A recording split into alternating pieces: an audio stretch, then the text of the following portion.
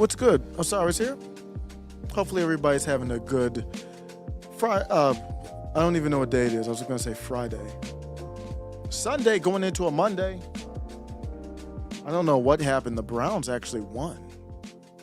I haven't been watching football. I was surprised that the Browns won. I don't even know who started at QB. But what's good? We've got a lot to cover today. It's going to be a very eventful show.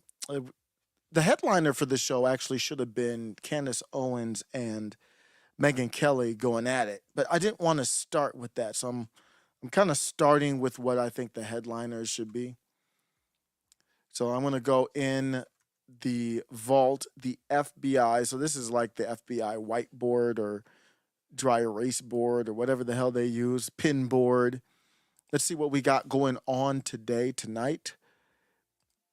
And if I go to, I'm using this app, Milanote, and I think it's an Australian company. And I got somebody from Twitter put me up to it. It put me on to it. Headliner, we got the cancellation, the cancel culture from the Harvard students. Then we've got some protests. That's going to bring up a good discussion, I think, hopefully, on what's crossing the line with the First Amendment. And I don't even want to talk about the law on that one. I want to talk about culture. What do we want? What don't we want? I'm not a lawyer, so I'm not going to, I can go into my own, amateur view on what the law says on it, but I think it's more interesting from a cultural standpoint. What do you want? What don't you want? The influence of Qatar is something that has caught my attention today. Iowa State had an interesting color choice of uniforms. Cybertruck we're days away, I think, from a launch of the Cybertruck, believe it or not. Like I said, Candace Owens and Megyn Kelly, we had a heavyweight bout. They went at it, and I think it was a healthy discussion. But, well, we'll have to go through it. It was a long one.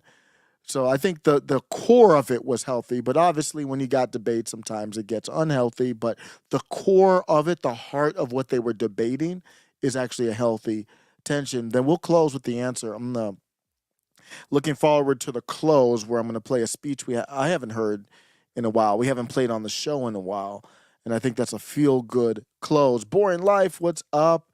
Ray says, "God, check out the show he did today. Check out the Ray Infinity Show." Let me go ahead and pop up the Rumble real quick, and then we'll get into the topics right away. The Ray Infinity Show on Rumble. You got to go to Rumble because unfortunately they really hemmed him up on YouTube. So go support on Rumble. I have it brought up right here, and this is the 121, right, Ray? Gonna listen to Cook Dinner. All right, Boring Life, formerly known as Hike Martman. So that's the Rumble. That Rumble link, Ray's Rumble. Subbing is caring. Subbing is supporting. Check that work out. And we're gonna do the MLK tapes. It's just I had a lot right now. I had a lot of these. I would say kind of current political event type stuff to go over. So let's get into the headliner. Yeah, check out that Ray show. Hike is coming on the show tomorrow. Oh shoot, this is dope. Hike is coming on the show tomorrow. That's dope. And I believe, Hike, weren't you in that Twitter space we did? That was fun. I got to do that. We got to do that again. But see, my schedule keeps changing on that for the Twitter Spaces. But that was fun, man. If you didn't hear the Twitter Spaces, it's on the channel. If you just go back a couple, I think I did the thumbnail, something like my first Twitter Spaces or some crazy like that is the thumbnail for that one. Check that out. That was fun. And there's a little bit of debate. That's what we talked about. We had some good debate on that one that really helped me figure out some takes that I hadn't figured out before. We're going to start this one on pretty hot with the comments from Harvard. So let's start with that. And there is an attempt to cancel them. And that's what the Megyn Kelly, Candace Owens thing was about. Guess who was a part of that? Who started it all? He didn't start the beef, but he posted something on X that kind of Candace and Megan were applying to. It wasn't really necessarily beef with Vivek, but it was Vivek Ramaswamy. Vivek Ramaswamy is everywhere, man, and that's what you need. He's everywhere. Nobody really cares. Who cares what Ron DeSantis thinks about it? I hate to say I like Ron DeSantis. He's had some good clips. I'm not against Ron DeSantis, but we have to be honest. Who really cares what Ron DeSantis has to say about it? I I I can't lie. I actually don't. I really don't care what he has to say about it. Here's the letter that started it all. If you haven't heard about the Harvard students, this is from a few days ago. This is from last week. I don't think this is. I think this is from even before the weekend. October 7th is when I see this post up. So this is from a while ago, and I didn't really, get into it because somebody said, "Hey, there was this letter that was worse than the Harvard letter." And I saw that letter and I was like, that's not worse, but I should have read the Harvard letter because from what I see here, if this is the whole one, I don't know if this is the whole Harvard letter. I can't. They took it down, so it's kind of hard to find, believe it or not. I don't know if this is the whole one, but this one here does not have any type of acknowledgement for the loss of life, and I think that's the difference between this one and I believe the other one was Boston. So I'm gonna make my screen big here, try to share it.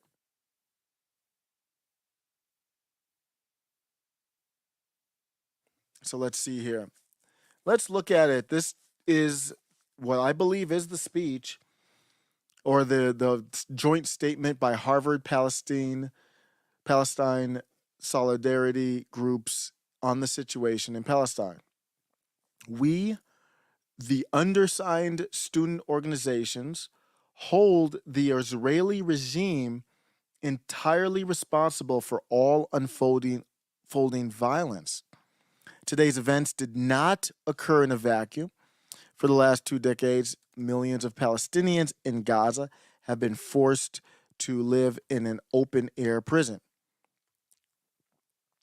Israeli officials promise to open the gates of hell, and the massacres in Gaza have already commenced.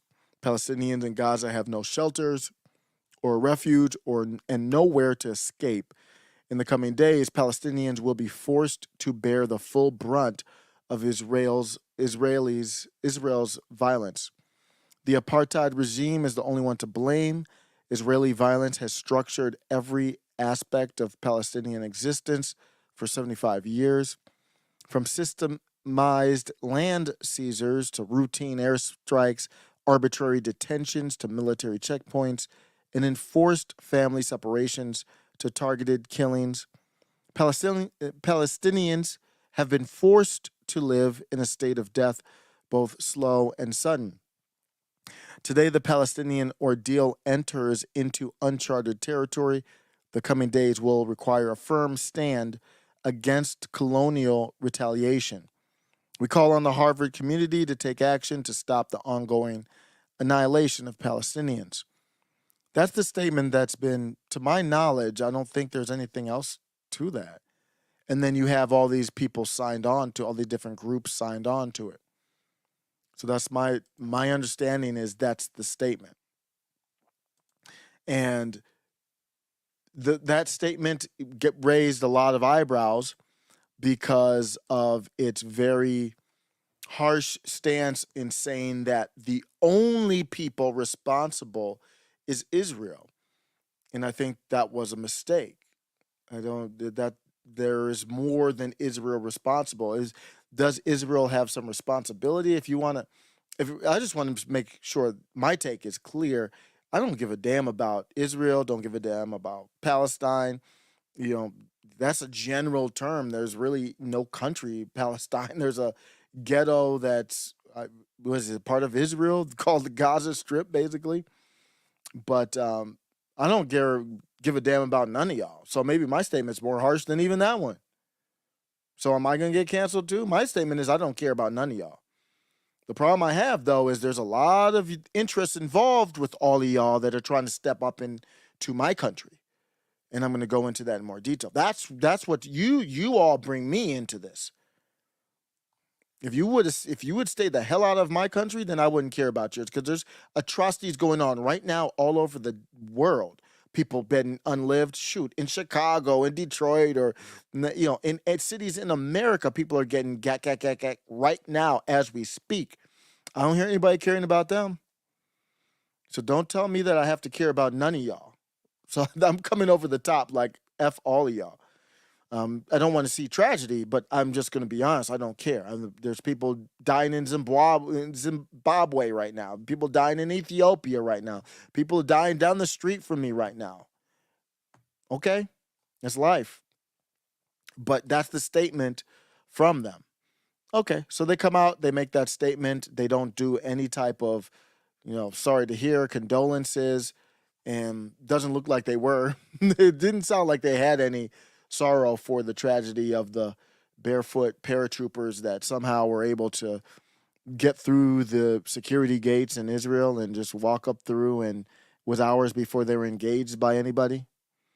They didn't, and then they came through. There's video where they're showing some of these people had cameras on or whatever, and they're actually showing the footage of them running through the neighborhood and just shooting at random people and just acting crazy.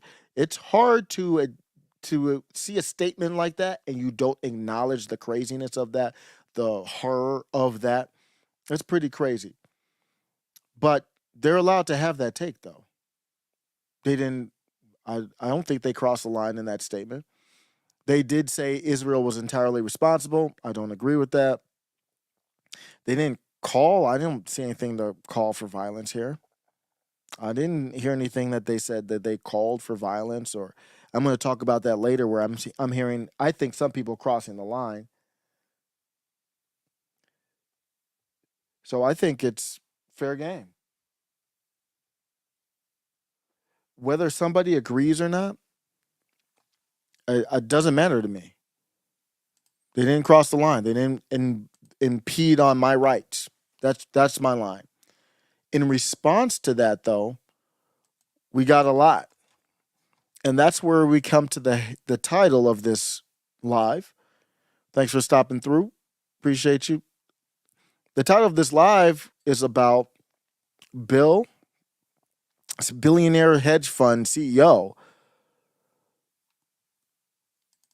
Bill Ackman. Is that how you pronounce his name? Like it's like Hackman without the H, Ackman, demanding that Harvard University unveil the names of the students. So they did get doxxed eventually, but that's where I have the problem.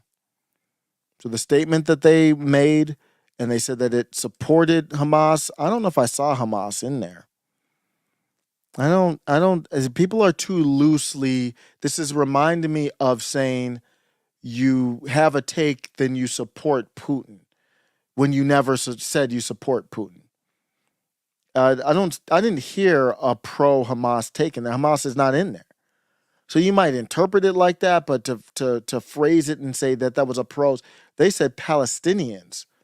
To me, that's different than Hamas. Now, if you want to say they ignored the violence from Hamas, who I think Hamas took credit for what happened, to my knowledge, then you could say that. But to say that it's a pro-Hamas statement, I don't see that. They didn't say Hamas in there.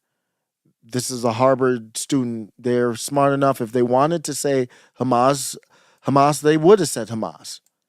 Or they could have said Hamas. But for whatever reason, they didn't. So I do not label that as a pro-Hamas take. I do say they ignored the tragedy. They justified the tragedy. And very harshly. Yeah, they're kids. Not kids, but they're young adults. I would say young adults say stupid things. These are adults who are anywhere from 18 to 22 for the most part.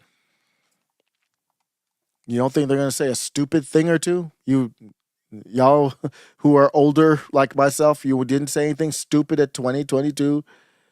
I voted for Obama back then. That was pretty stupid. Now, ignoring the loss of life, that's a moral issue, I would say. But, I mean, they're young adults. And they've been indoctrinated as well. So that does have to come into play. You do have to talk about that as well. So we see a billionaire come in, billionaire Bill Ackman comes in, demands their names be released. Oh, and look, funny that their names get released. And he wanted to, I don't know where it stands right now. I'm looking at it now, but he penned, so he basically came on X. I think that's where it all started, and called for a blacklist of the students who are part of the organizations. Because when you see the letter, it's just a bunch of organizations that signed on to the letter. So Mr. Bill Ackman is calling for the blacklist of the students in the organizations. For what? Why? Since when do we do that? Because you disagree with them? Did they break any laws? Even if they broke a law, that's still unacceptable. You handle that through the legal system. So what? I disagree with Bill Ackman on a lot of things. Am I next, Bill? I'm not going to be on Wall Street. And look at that. A billionaire hedge fund person who throws money all over the place, donating to all different people all over the place, is stepping into this and saying he wants to blacklist. And then look at that. Other CEOs jump on board. This call for blacklisting, this is from right now the Israeli, this is from the IB Times. It's not just a solo endeavor by Ackman. It's bolstered by several business magnates. And what happened is he led the charge, and a lot of people just copied on and followed on, embodying a broader sentiment within certain business circles. The underlying premise is that unveiling these names could sway hiring verdicts on Wall Street, casting a long shadow on the students' professional trajectories. So this is a very big escalation. If you want to say that you disagree with their statement, go ahead and say that. This is the definition of cancel culture. When I did that definition of cancel culture, and I said when you saying yourself what you can do is not enough, but you have to enlist other people, that's cancel culture. So if Bill Ackman wants to say, I saw this statement, I see the names, then I don't want to hire this person, I don't have any problem with that. If Bill Ackman says, can somebody go get me the names of the people in this group? That's cancel culture. That's out of the line. You don't have their names. Now you're digging through to find their names, to dox them, to find their names. Why don't you just get a scraper and go on X and scrape on Facebook and scrape on Instagram and scrape everyone's screen name, have everyone get doxxed, find out anyone who had a take that you disagree with, and then just put together a blacklist. That's the question you have to answer when you have these stupid ideas. Just like when you say the collateral damage in Palestine for Israel to come through and to get whatever Hamas members doesn't matter, I need you to put a number on it. You need to be more specific. Is it 1,000 lives? Is it 10,000 lives? Why not an atomic bomb? Where's the line? You need to draw a definitive line. Otherwise, you're just talking about emotions. And my definitive line is 0. Like if you're going to carpet bomb, that's not 0. Now, if lives are taken accidentally, that's different than carpet bombing and saying, I don't know, I don't care how many die.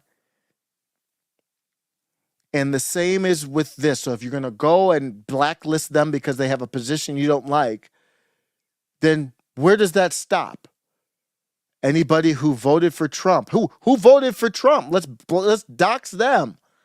Everyone who voted for Trump is now a seditious insurrectionist and needs to be blacklisted. What's the difference? Why not? Where does it stop? Where's the line? I don't care how abhorrent you think Hamas, and obviously it was, how abhorrent you think the actions from Hamas were. I don't care how bad you think those are. These students did not break any laws. They did not cause for any, that I saw in that statement, at least, did not call for any violence. Even if they did, it's still unacceptable. You would go a legal route. We're compiling blacklists now. And guess who's cheering it on? I don't even know what to call these people anymore, because obviously they're not. I mean, I knew a lot of these people aren't populist right, but I don't even know what they are now. They're just authoritarian right, is what it is. If you don't have any principles, then you're going to be lost as we continue on in this postmodern society, as we continue on with psyop after psyop. If you don't have principles, you won't be able to find your way through this fog. For $1 billion hedge fund company, and he can go ahead and do that. I don't think he broke any laws. What I can do, though, is shame him. See, shame from him wasn't enough. He didn't think shame was enough. That's why he had to go through the blacklist. Let's blacklist them all. And by the way, he's Jewish. So that's biased. He's a billionaire hedge fund guy who's also Jewish, so he's biased on the topic. It's not like he's completely unbiased on the topic and just trying to be someone to guide us through this situation. I understand it's tough to see where our colleges are right now, to talk about paying off their student loans. I'm surely not for that. I understand that is a tough place to see that our youth, the future lawyers, judges, Supreme Court, representatives, Senate, mayors, governors, that they're more likely to fly a Palestinian flag than an American flag. Yeah, I feel some kind of way about it, but my principles matter more than anything else. What are you if you don't have those? People say you lose without your principles. How the hell can I lose with if I hold on to my principles? You lose the day you let go of them. That's how you lose. And Bill doubled down, tripled down. We are letting our youth down. All that does is show them that you do need to appeal to authority, and whichever authority has the power. So if the authority that had the power that sided with them won, they would be fine. If the authority that doesn't, then they're not fine. That's all you're teaching them. You're not teaching them any principles or anything like that. And obviously, Bill wasn't looking to do anything like that. So I'll take a look at the chat, see where everybody's at. Authoritarianism isn't the issue. Totalitarianism is. I don't even know fully the difference between them. I would say totalitarianism is a level above, but I honestly don't even know the difference. I would have to look that up. What's the difference between the two? So I might be using the wrong terms. But when I say authoritarianism, because I'm talking about appealing to authority. So those kids wrote that letter. They retracted the letter. They pulled the letter down. They're appealing to authority. F you. I don't need Harvard. I'm not a slave to you. I don't care how cringe my take is. I don't need to take my take back. I didn't break any laws. You go F yourself. So that the act of trying to get them to do that, the cancel culture stuff, is authoritarianism. You're trying to get them to appeal to your authority, and you're battling the other authority, because there's a lot of people in this country that kind of agree with that letter that I just read. So it's a battle of authority. Really, the law of the land is free speech. So this is a cultural thing. None of them are breaking the laws by doing this authority battle. But it's a cultural thing. What do we say that's acceptable? Dylan Mulvaney was on a beer can and people boycotted. And this would be much tougher because your 401k is managed by this dude. This is the dude managing your 401k. And you're going to have a tougher time to boycott that. But there's not even that same energy. There has to be an energy. This is way worse than Dylan Mulvaney on a beer can, which I fully sided with the boycott on that, because it was that was also appealing to authority, the people who agree with gender theory. It was not organic. It was not a business move. Their consumers were not into it, obviously. That was appealing to some type of authority outside of just the business principles of making money. So that's why I use the word authoritarianism, because I'm talking about the authority, but it could be the wrong word. So I'll just explain why I'm using it. Ray says he is authoritarian, and you are. Everybody is. If you are not for liberty, you are an authoritarian. So everybody is authoritarian. You're appealing to whatever authority you're appealing to. If you do not believe in the principles of liberty, then everybody gets to define that. This is moral relativism. And our country is morally relative. That's where we're not understanding. There's no such thing as hate speech in the First Amendment. I'm preaching to the choir right now. I fully understand that. But there's no such thing as hate speech. There's no anti-Semitic clause to the First Amendment. So whatever you define as anti-Semitism, you can be anti-Semitic. And you don't lose your freedom. The government shouldn't be able to retaliate against you.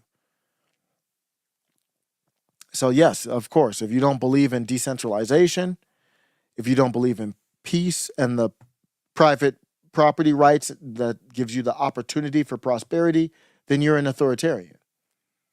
But that's not necessarily, it's not necessarily a bad thing. It's really more, how does that come out? Because Donald Trump's an authoritarian. I'm not against Donald Trump. Everybody who's not a libertarian is an authoritarian. So I would have to be only supporting, and not all libertarians are even libertarians. So it's just basically from that aspect. Like the people who are running the Libertarian Party before, I'm talking about little L, like libertarian, not the Libertarian Party. That's just the vehicle. I'm talking about people who actually believe in the principles of liberty.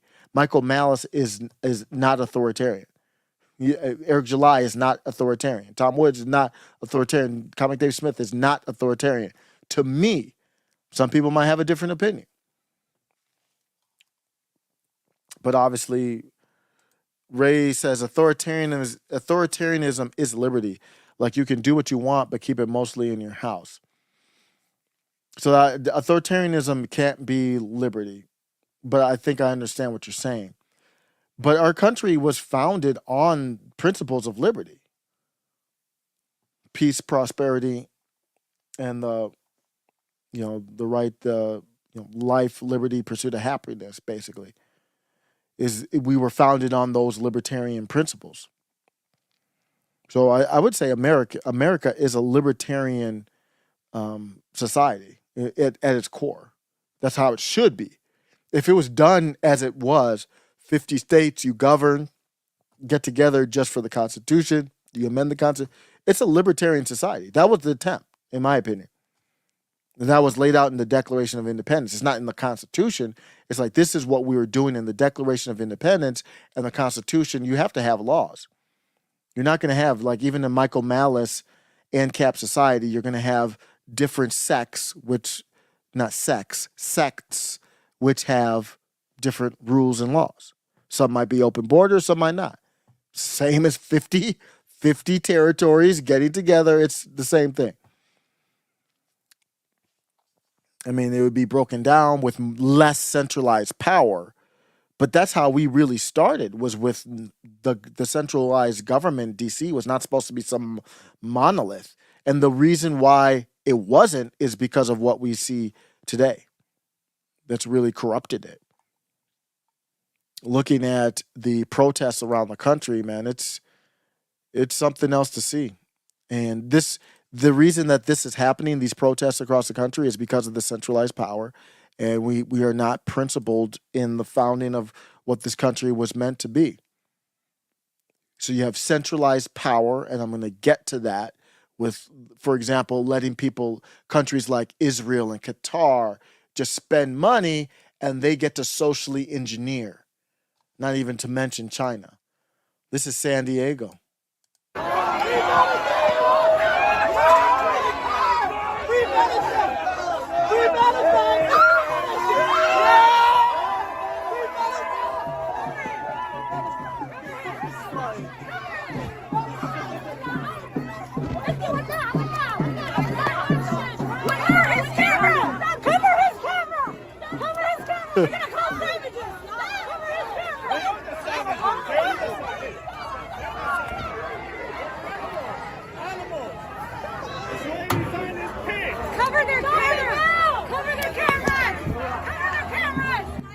What country is this?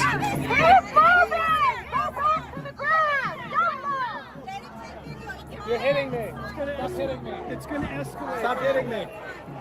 Stop hitting me. So when you see this, this is why protests have to be permitted. These things, this doesn't look like a permitted protest. A protest has to be permitted. You have the right to protest. You don't have the right to protest anywhere you want to, though, or any way you want to. I don't know where they are exactly, but this is San Diego, and it doesn't look like it's a permitted protest. And that's a problem. That when you don't have that, then you have chaos. There's a reason why. And when I look around the country, I haven't seen parades and stuff like that that fly the American flag nearly as much as I've seen Black Lives Matter, LGBTQ rainbows, and I'm just seeing the Palestinian flag like all over the place. Why am I seeing that? What the hell I care about a Palestinian flag for? And why am I seeing an Israeli flag? What the hell am I seeing that for? Why do I care about that for? I've seen people, and it's okay because my parents are Jamaican, seen people, have a little flag on their car or, hanging from their rearview mirror back in the day. Just a little something like that's where I'm from kind of thing. I never really seen them like Jamaicans I know out in the street waving the Jamaican flag like that. Maybe like if you're watching the Olympics or something like that. And most of the Jamaicans that I know were cheering for the USA, but just like when they went up to Jamaica, it was like, cheering for Jamaica if they were from Jamaica especially. And it wasn't, people who actually respect the opportunity here, respect the country here. What we have here is a culture clash, and what we have is a culture takeover. This is not assimilation. So something has gone wrong. Something has gone terribly wrong in your country if you have people in the streets, and what are they in the streets kind of fighting for? With passion. They're fighting for Palestine and Israel. Why? In the streets of San Diego. There's probably a homeless person shitting on the sidewalk over there, watching them confused like what's happening. And our focus has gone away from our culture, has gone away from gatekeeping this country. They don't do this shit in China. Where you see shit like this happening in China? Are you crazy? You think they have in China a bunch of Muslims running around with a Palestinian flag and then some Israelis getting jumped or whatever is happening here, which I do not condone? I don't condone, but I don't know why the Israeli flag is out there either. I don't know why you're out there. You can do it. I'm not saying you can. You do what you want to do. I can comment on it as well. This is ass buffoonery is what it is. You're ass out like the Iowa State players looked this weekend. Saturday. You look silly. But your country here right now is being taken over. And what we're seeing is a fight between other countries. So our country's gone. Like Carl Benjamin said. Carl Benjamin was like, your country is so over. He said it very matter of fact. He's like, your country is so over. The way he said it even made Tim and Phil and I forgot who else was on the set there. He made them like laugh out loud. He was like, your country is so over right now. All that's happening is people, authoritarians on all sides, fighting to see who gets to rule over the ruins. One of the craziest clips, Ray was on the show when we played that. One of the best clips, just the delivery, the way he said it. He's like, your country is so over. Like, it's over, yo. They in the streets fighting like between Israel and Palestine in your streets. And it's happening in London and Germany. You know, I don't know what cities in Germany, but in Germany, it's happening like all over the West. You go all over the West, you're like, what country is this? It looks like some type of Muslim country out in the Middle East. You wouldn't know. Other than like the Tesla, and you wouldn't know there's a Palestinian flag with blood on it. Like, where are we at? Where are we? What country is this? Why am I looking at a Palestinian flag with blood on it? Like, that's not what I care about. And I look at it and I'm like, I'm actually jealous. I'll be fair. I'm always going to keep it real with you. I am so jealous right now that there is nothing that I care about that people have half the passion for as this madness. What are the things I care? I care about, I don't know. I care about crazy things like the First Amendment, the Second Amendment, the Third Amendment. I got radical ideas like, let's respect each other, and as long as we don't violate our rights, we're good, we're countrymen. I got like wild things like that I want to protect. Like, I don't know, I want my kids to grow up in a public school that is actually worth a damn. I wish the best for the inner cities. I'm not going to the inner cities, but I wish them the best. I wish that the Democrats would stop brainwashing these buffoons to vote for the same party that put them in slavery and then now has them on plantations where the city's gonna own the grocery store, the niggas are us grocery store. I have wild ideas like I'd rather homeless people not shit on the sidewalk. I've got wild ideas like I don't want smash and grabs to be such a common thing that we look at it with cell phones and laugh. I just wild things like I wish people were in the streets flying the American flag like this. What country is this? Is this? I know we got the flags there, but just pretend you don't have the flags and you don't know. I mean, Palestine's not a country. We believe that we will win. Is that like America? Like we believe that we will win, like against China. We believe that we will win against Russia. We believe that we will win against Ukraine and the neo-Nazis there. Immigration, they're just climbing on through the borders. Mothers are going underneath barbed wires with cardboard boxes and infants in their arms, and some niggas just being let in the front door, just walking through. Not to mention the ones that are sneaking in. We believe that we will win. We believe that America will stand. America first. No, that's not what we see. Oh, wow.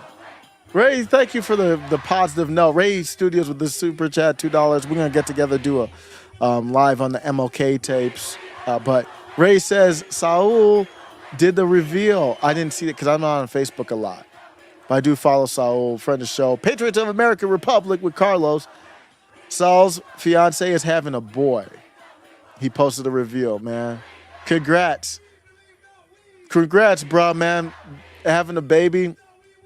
Man, good memories from the, it's just all snuggles. Chrissy Mayer had an announcement that she's pregnant on X. I saw that. Congratulations to her too. We got babies. We got babies coming in this world to protect. All the negative aspects of raising children is kind of good. It just disappears. Steve Johnson, friend of the show, just had, God, everybody having babies, man. Should I have another baby? Nah, I'm too old, man. I can't be having babies like that. But you know, I can't lie. If I won $1 billion, if I won that $1 billion Powerball or whatever it's called, I wouldn't mind. But my wife's like, you know what kind of hell that was? And then she had to work hard to get, I mean, she's skinny now, actually. You got to work hard to tighten it back up. That's why I got to stay in shape so I can keep up with her. That's a lot to, I mean, it's a traumatic thing. That's what your body is supposed to do as a woman. She wasn't complaining about that, but it's a traumatic thing to watch the body change. It's beautiful too. Don't get me wrong. I'm talking about babies and the beauty of life. As what country is this? Is this, ignore the flag, is this Lebanon? There's a lot of Muslims out there. Is it Sunni or Shiite? Is that Syria? Oh no. It's Jordan. It's Jordan. Is it? What country is that? It's one of them countries out there. It's what, Iraq or is that Iran? We believe that we will win. What are they talking about? That's Chicago. Is that Chicago? They're in Chicago. Like a sea of people. Like it's not one or two people out here. I mean, this is in Dearborn, Michigan. This is Chicago. They in the streets deep. You are gonna win. They up in the streets deep.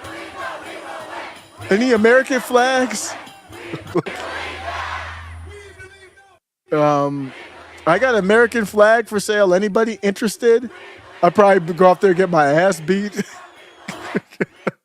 They're like, when we said that we were going to win, that means anybody flying an American flag, we're going to beat your ass in America, in Chicago. What is this?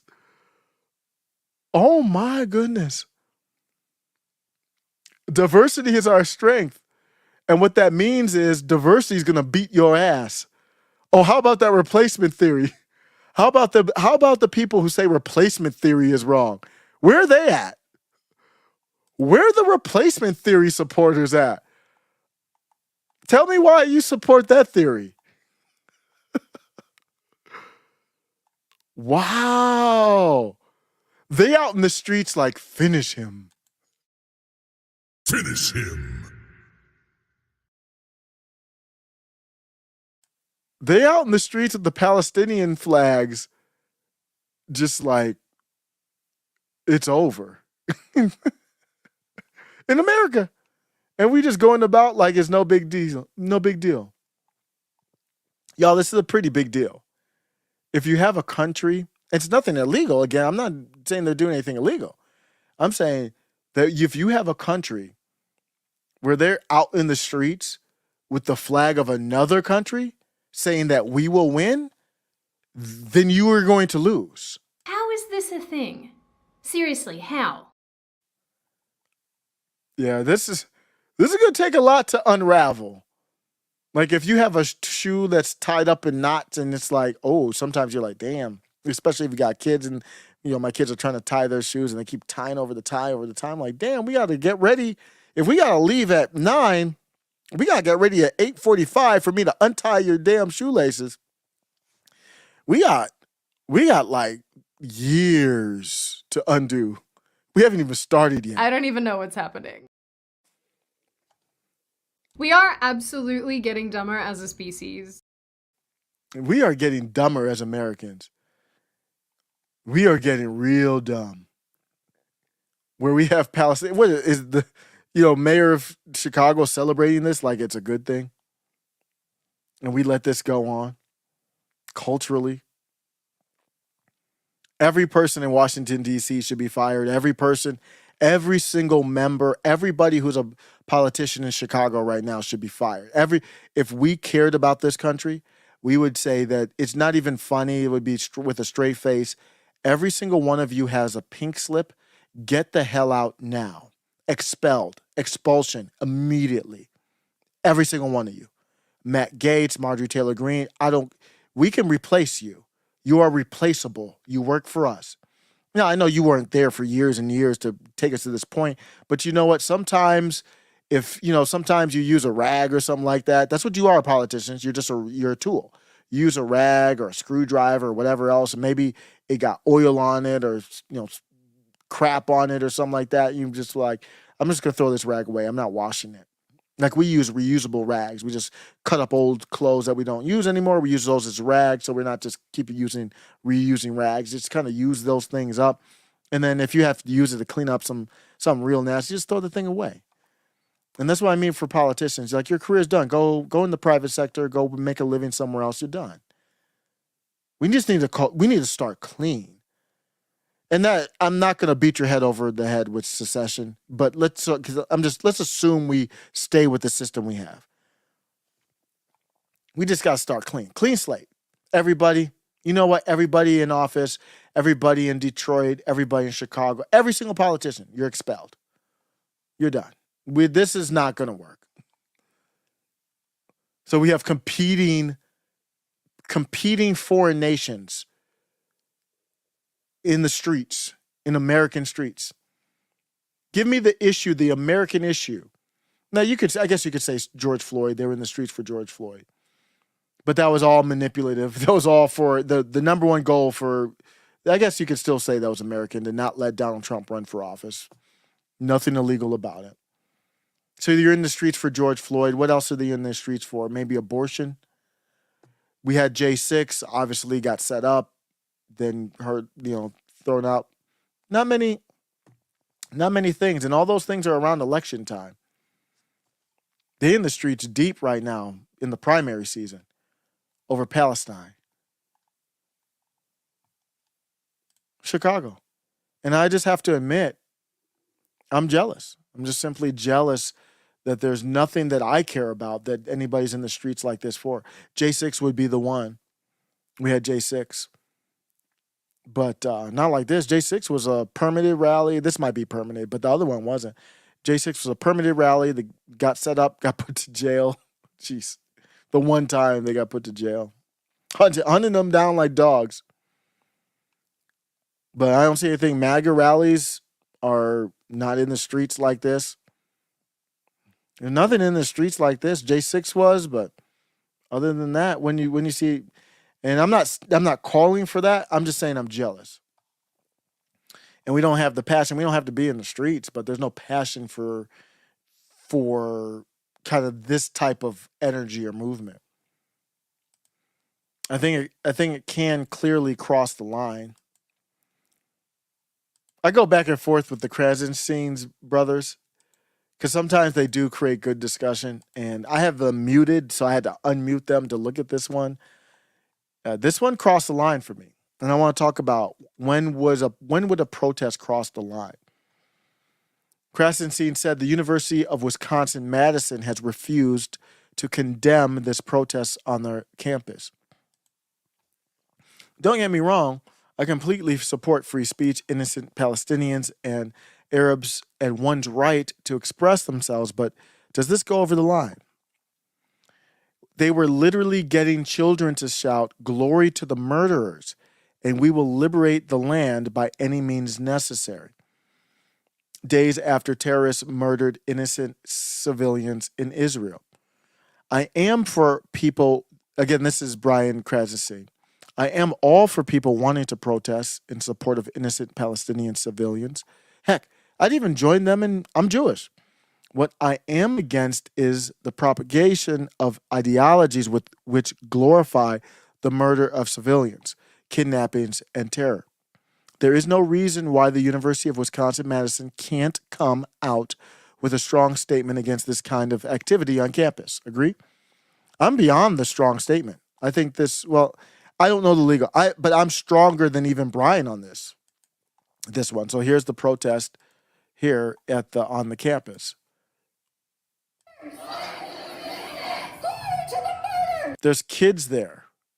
Now that's not, for my cultural take, that the kids being there is not relative, but relevant, but it's hard to ignore that there's kids there. This isn't America. Again, we don't know what country. We can take a picture and we don't know what country we're in. Glory to the murders! Glory to the murders! What the hell? Glory to the murders. What the hell is going on? Y'all gone crazy, man. In America. They're not talking about Americans, but they're talking about in Israel. That's unacceptable. Do you know what we say when we say, "We will liberate the land"? I don't have a problem with that because that's vague. What does that mean? We will liberate the land. We know what that means, but still, that's vague. There you go. We will liberate the land by any means necessary. We will liberate the land! By any means necessary. Again, we know what that means, but that's still vague. You can't be going around saying, again, I'm going to culturally, not legally. Culturally, you can't go around and say, well, you can't say by any means necessary. I think that's on the edge, but it's not, it's protected, I think. Glory to the martyrs! Glory to the martyrs! What? That's unacceptable. And here's how I draw the line with that, with free speech. This is just, again, culture. And then because I'm starting with the culture because I think that's where the laws should come from. It's unacceptable to me. That should not be culturally acceptable. Unacceptable. So I said, forget about law for a second. Let's talk about this. This crosses the line for me. And how do I do this? Just arbitrarily, this is how I decide it. For me, morally is a better way to say it. I would not blame any Israeli or Jewish person who wanted to roll on up and make sure there wasn't a problem. So if you're a Jewish person walking by, or I wouldn't recommend that. I'm not trying to have that happen. I'm just saying, if you did, let's do this.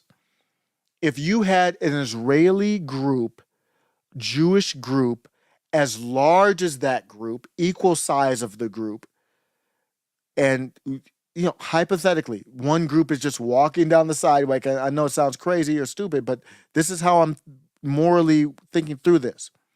If you had a group the equal size and they heard them saying glory to the murderers, I would not blame at all the Israeli or Jewish group if they walked on over and said, do we have a problem? I heard something that sounded like a threat. I would not have a problem with that.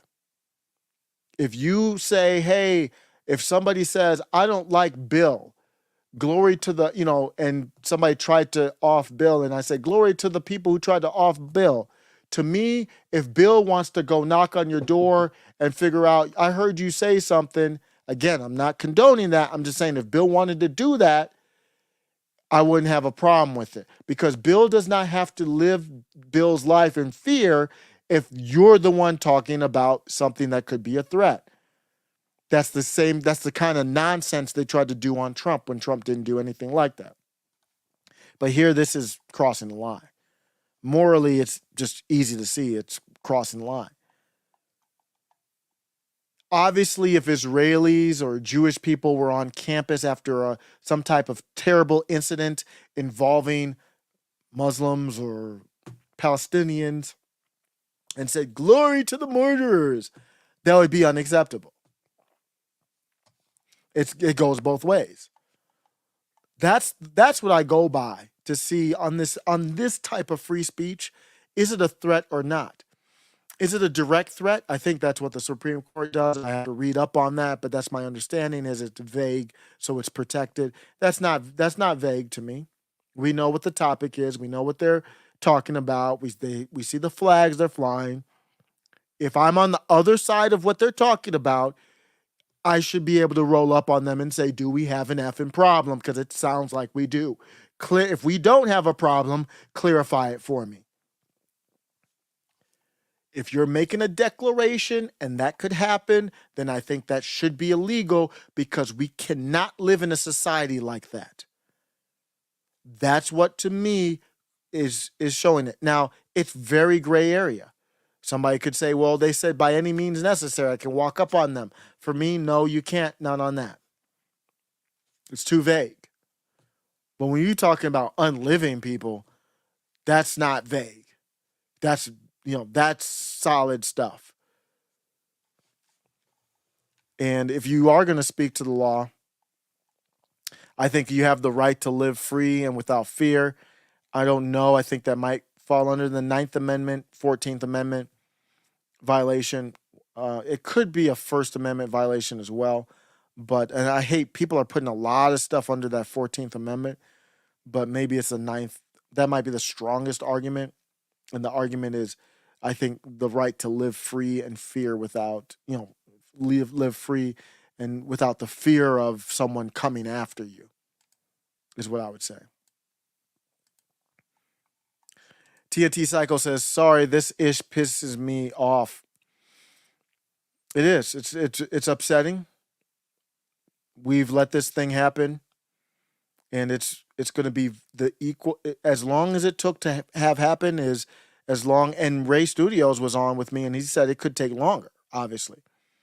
And we haven't started the process of undoing this. That's why I say we just start the process of creating something new is probably the better way. So it's sometimes the shoelace gets so messed up, or whatever the device is, you just get a new one. So get new shoelaces in there. Don't try to untie this one. The knot's all messed up. You could cut it off and have it and tie it again, but then now your shoelaces are too short or something like that. It's time to start a new one. The toothpaste is out of the tube, and you need to buy a new one, a new tube of toothpaste, and that's starting a new country.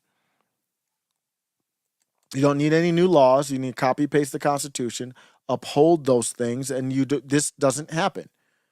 If you don't let immigration get out of control, and Ron DeSantis had a great statement where he said something about we got to look at legal immigration as well. We got to reform that too. I think you have to start with illegal, and I think he agrees with that. But he said the legal immigration process needs to be tightened up too. So I don't know if they're legals or illegals. Either way, something went wrong when we let them in the country. And some people are trying to say, are we going to let the refugees from Palestine in the country? Are you out of your mind? Why would we do that?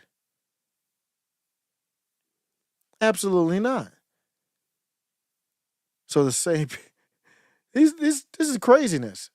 The same people who could have got funding, not the common Palestinians, but through the Hamas, really the elevated, the Hamas really is the Palestinians they chose to elevate to a higher status of being in this gang war. So they got funding potentially from Iran. Iran dignitaries were yelling, "Unlive America, unlive America." I'm not letting anybody associated with that, even indirectly, through the country. This should be a ban immediately.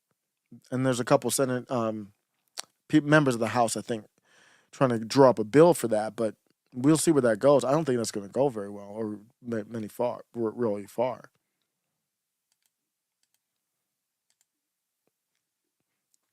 Ray says, every totalitarian regime has killed many women and children. Yep. Boring Life said, I had a talk with a Democrat today.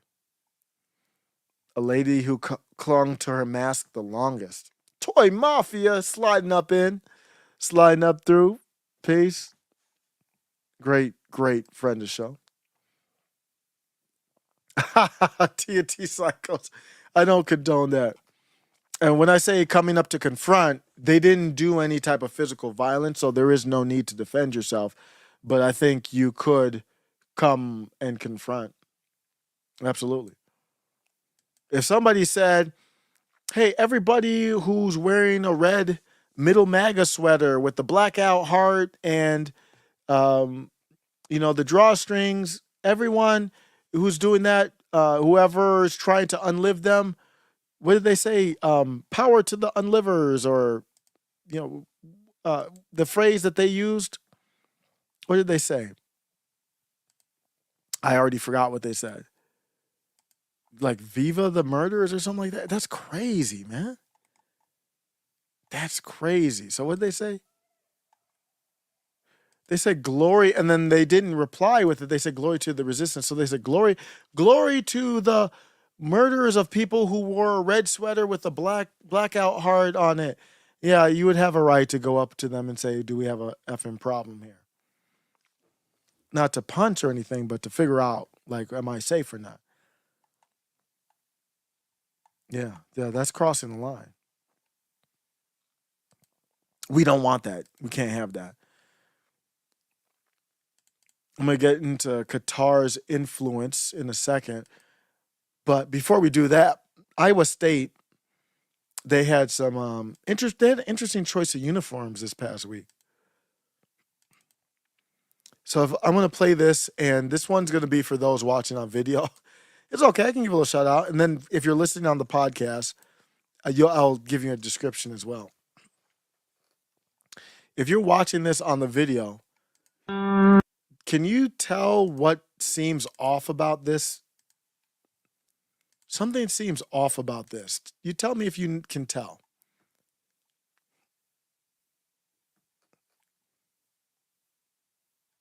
I'm going to get to TNT Cycle PDX Super Chat in a second here.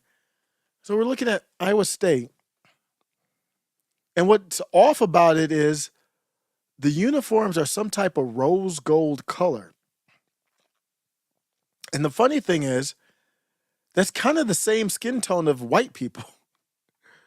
And even with the black person, you can't see his top. So, it's if you just look at him from the waist down, it looks like they're naked wearing high socks and mini skirts because they have the undershirt of their jersey hanging down over their butt. It looks like the players are YouTube. They are not naked.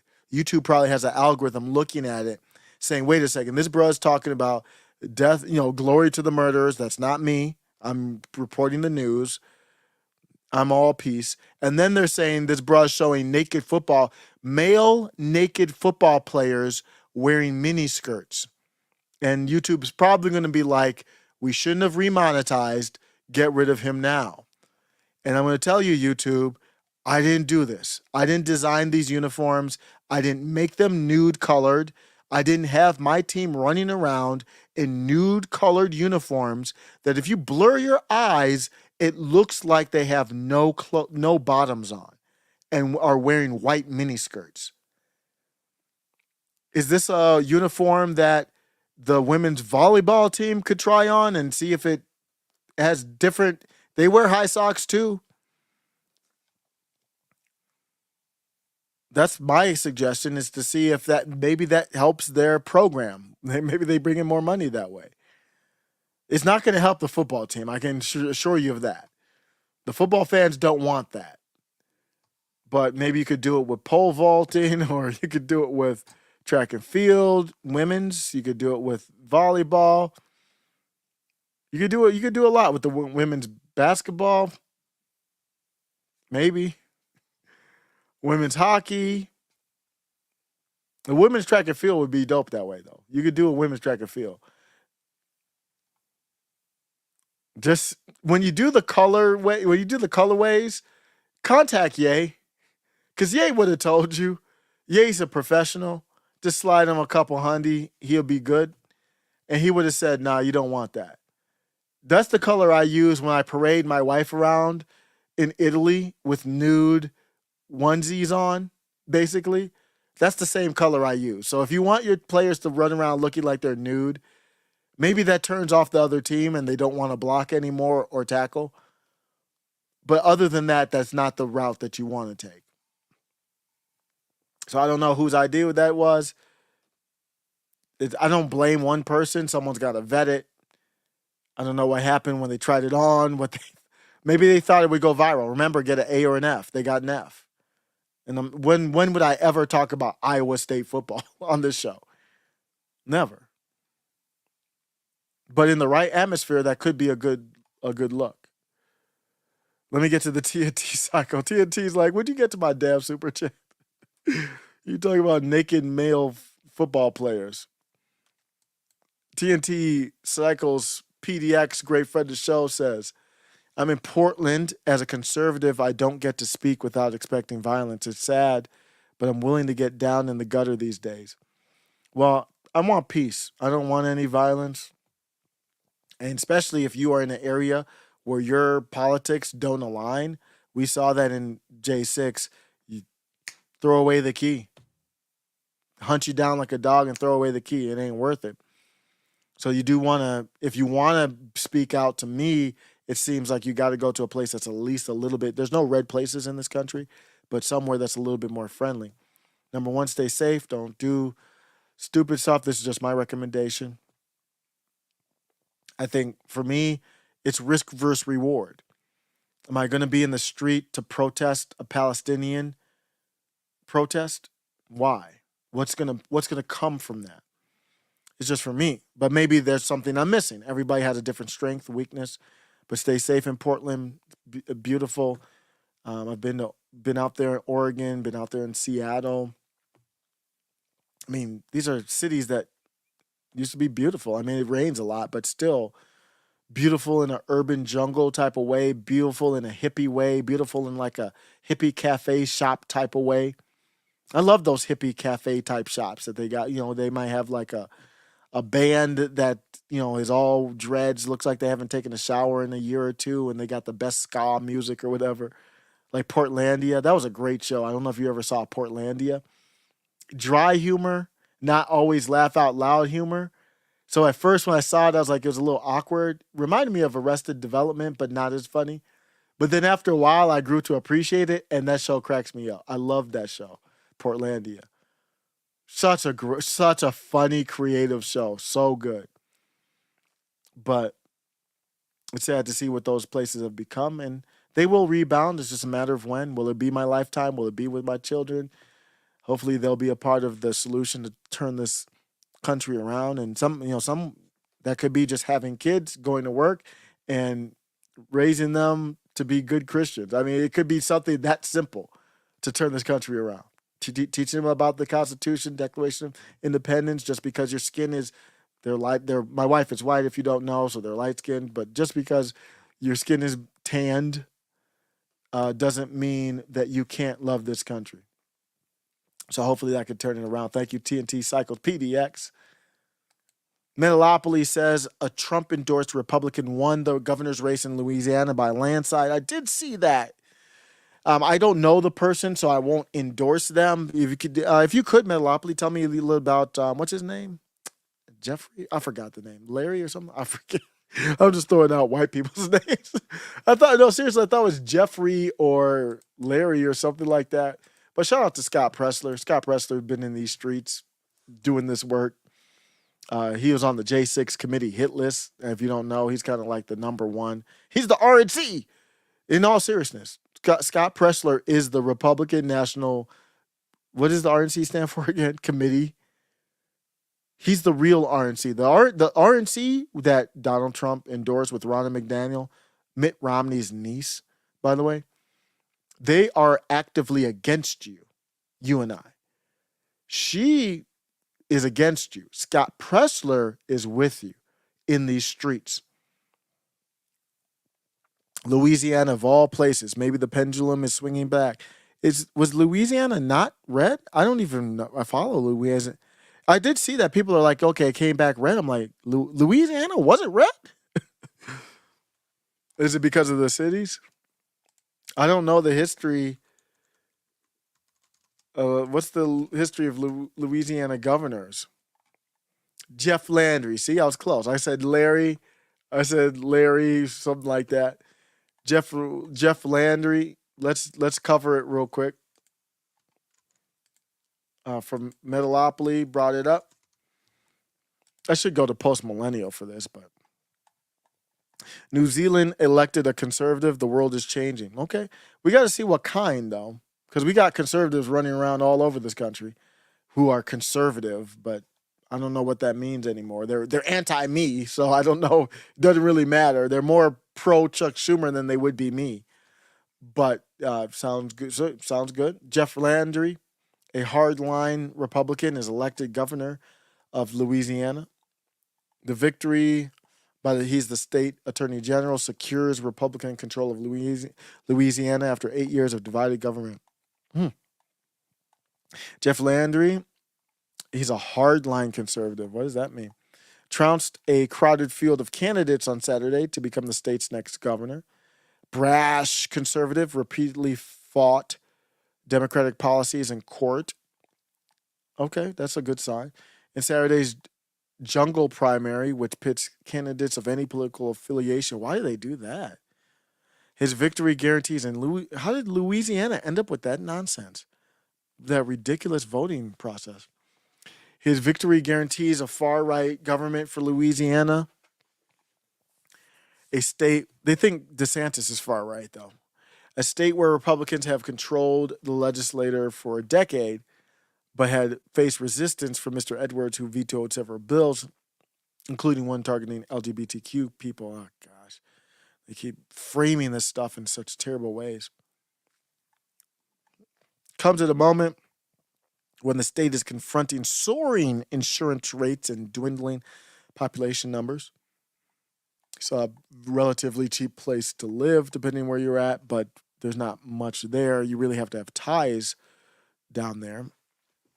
And according to Joe Biden, you're probably a boy if you're black, no matter how grown you are. The wide field of more than a dozen, which included Democrats, Independents, and rival Republicans, had set steep odds. Oh, wow. And he won outright. Wow. So we'll keep an eye on it. I don't know, never heard of him in my life, don't know much about him, but I like giving him a chance. If people in the chat that watch this channel have positive views on it, I'm all for it. But, I don't know. Brian Kemp is a clown to me. Brian Kemp is Stacey Abrams. So if you don't know politics or don't know my politics, you might think, not you in the chat, but you might think Brian Kemp is somebody I would be behind, or Glenn Youngkin, which he's not terrible, but I'm not fully behind him. Even DeSantis, you might be like, whoa, what's going on? I like DeSantis, but not fully behind him. So we'll see. I'll wait and see. The Democrat blamed college football for Jeff Landry winning. Was it on Saturday or something? Was the election on Saturday? Oh, when was the election? Yeah, because I saw that. I found out this weekend. Why do they do it on Saturday? I don't know much. Obviously, I don't know much about Louisiana politics. That's the big takeaway from that segment. I don't know anything about. I don't know what's going on over there. When do they do the elections? Not Tuesday, or is this special? I don't know what's going on. I haven't looked at that story. Scott is doing God's work. Yes, TNT Cycles PDX. I have an article on Scott. Let me see if it's relevant right now. I think very highly of that dude. That's an American patriot. I think very, very highly of Scott. He's very humble. What a humble dude for everything that he's doing, and everybody gives him a lot of props and stuff, and he's just comes across at least as a really humble dude. I did a AI version of his face, I think, I'm looking for that article. Haven't looked at it in a while. Here it is. Scott Pressler. Let's bring it over here. I'm just curious. I haven't looked at this. Wait, what is going on? I haven't looked at this in a minute. Let's see what this one was about. I don't even remember what it was about. Okay, this is from middlemaga.com. Scott Pressler, a beacon amidst the shadows of corporate Republicans, or corporate politics. It's late. This is May 21st. Wow, that's a while ago. Let's see what I had here. This is back when I put opinion at the top. In the bustling theater of American politics, there exists a quiet luminary. He is not a standard bearer of power suit politics. He is Scott Pressler, I can't speak, man. I was like a grassroots organizer, a conservative activist committed to injecting fresh vigor into the Republican Party. His approach? Boots on the ground, dedicated to organizing community cleanup events and robust voter registration drives, is a stark departure from the corporate political playbook. Today's Republican National Convention, that's what it stands for, may ostensibly rally behind the leadership of Ronna McDaniel, but this narrative is up for dispute. A true embodiment of leadership materializes in the sweat and perseverance. I like that. He does. He was sick for a little bit and came back in the game. Perseverance of Scott Pressler. His actions resonate with the grassroots pulse of conservative America, presenting a compelling contrast to McDaniel's corporate guidance stewardship. Pressler's Twitter proclamations have laid out a detailed strategy for Republicans, one that eschews distractions, focuses on key battleground states, encourages legal ballot harvesting, and emphasizes the importance of voter registration. However, his strategies are designed not for the corporate Republicans, but for the MAGA faithful. The everyday conservatives committed to a vision of America that reverberates with the promises of liberty, opportunity, and independence. Scott Presler's tweets highlight his commitment to grassroots conservative organizing. His primary focus is on voter registration, and he plans to concentrate his efforts in key states like Arizona, North Carolina, Nevada, Pennsylvania, Wisconsin. So you can see where I'm going there. And then let me see how I ended this one. I don't even remember. You shouldn't put keywords that hurts your search. I should edit that. Let's see here. Even in the face of such daunting prospects, Scott Presler remains a beacon of unwavering dedication and hope. He personifies the resilience of MAGA Republicans, champions of an America that champions of an America that champions its citizens. That's kind of funny. I forgot I did that. His spirit, tenacity, and strategic acumen might just be the compass guiding the Republican Party through the stormy waters of contemporary politics. Amidst a sea of corporate Republicans and Democrats, Presler stands as an embodiment of genuine, hard-working conservatism. I can't believe I used the word conservatives and left that in there, but it sounds good, though, the way it was said. So that was old school stuff from middlemaga.com on the blog. And we're going to head over now to the beef. I'm going to try to cover this as quickly as possible. The beef with Candace Owens and Megyn Kelly. Two heavyweights went at it. And Cyan, if Cyan happens to come back and watch this, Cyan had good feedback. A great friend of show, Cyan, was like, hey, take it easy. Don't get too much into the lust, the smut, all that kind of stuff. So we do have, I just want to acknowledge the elephant in the room since I've talked about them before, especially Candace Owens, and respectfully, she's married, and just get the elephant in the room. This is Candace Owens versus Megyn Kelly, and I'm going to take this. This is going to be a respectful conversation. It's a very important conversation about the healthy tension that's needed in the MAGA movement. I'm not going to talk about them getting in the mud or being in chocolate fighting or anything like that. I'm going to be respectful. I'm not going to talk about them being attractive or not. That's irrelevant to this take. And Cyan, I'm going to treat it with the justice that it deserves. I'm not going to talk about them fighting in a vat of jello or anything like that. These are two respectful women, and I want to show respect to them. It all started with Vivek. Vivek talked about, I'm not going to read all this. Vivek talked about the letter that we talked about earlier in the live. And basically, his sentiment was colleges are spaces for students to experiment with ideas, and sometimes kids join clubs that endorse boneheadedly wrong ideas. So you see, he's like, wait a second, they're forming their thoughts, and they're allowed to have these ideas. Well, why are people trying to put together a blacklist? And in American history, we've seen that with the communist stuff and all that, but that's not American. The moments we've seen that are not good moments for America. Let's not pretend that they are. Megyn Kelly comes on top. We'll get to Candace in a second. This is how it started. Megyn Kelly comes on top, says, you've got to be kidding me. She's been going almost Ben Shapiro bat-ish crazy over Israel, Palestine. They sided with terrorists who murdered children and old women. As abhorrent as that sounds, I think that is an accurate description that they sided with at least that incident. They're allowed to take that opinion. You're not clear on this as someone who wants to be president? It sounded like he was clear to me that he was, they're allowed to do it. Megyn said, Vivek said, I was crystal clear on what they said was wrong. You know that. I don't even care what they said. Who cares what they said?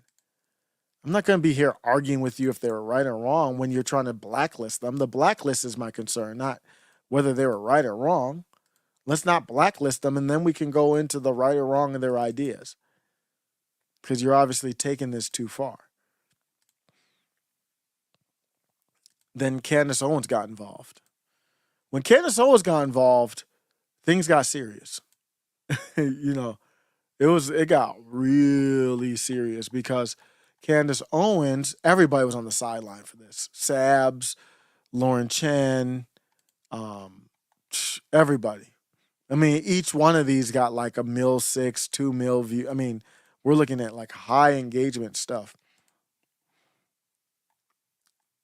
So you see everybody coming. Vivek was right on this. Everybody's on this. Joel Pollack's on it. Everybody's weighing in on it. Let's get Candace in the room. So Candace gets in the room. Now you know it's heated because Candace is a great debate person. Megyn Kelly's can hold her own. They don't back down. Let's see what happened here. Candace Owens said, "Oh, stop it. This is incredibly disingenuous, Megyn. You know that many of those students are not out there because they wanted babies to be murdered." I agree with that as well, too.